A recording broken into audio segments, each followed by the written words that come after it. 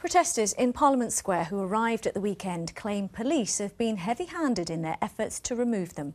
Last night, 50 people attempted to stay there overnight as part of a 9-day occupation. Footage taken by the protesters shows officers arriving to enforce new laws that prevent protesters from camping overnight there. Alex Bushell's report does contain some flash photography.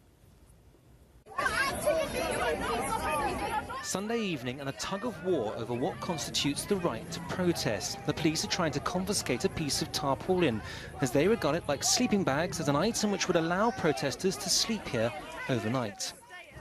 Shame on you!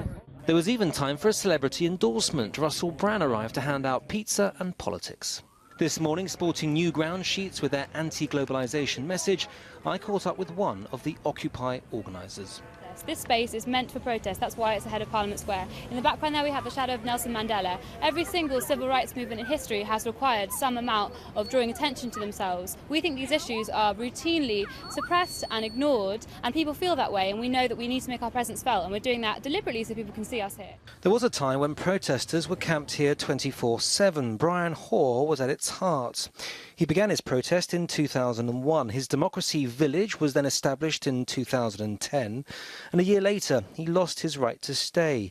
He died 2 months afterwards. A few months later again, and Theresa May brings in a new law banning camps in the square. And then finally, in January 2012, the protest camp is once and for all cleared by police.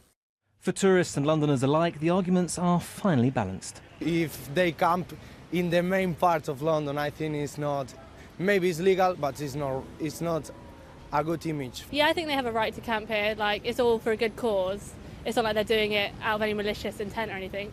No such doubts for the Met. Today there was still a strong police presence, and 3 days into a planned 9-day occupation, a clear sense of purpose of the task ahead.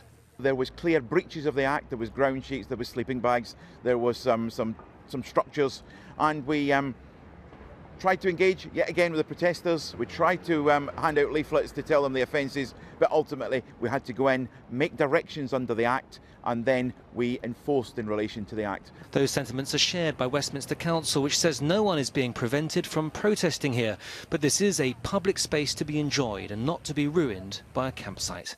Alex Bushell, BBC London News.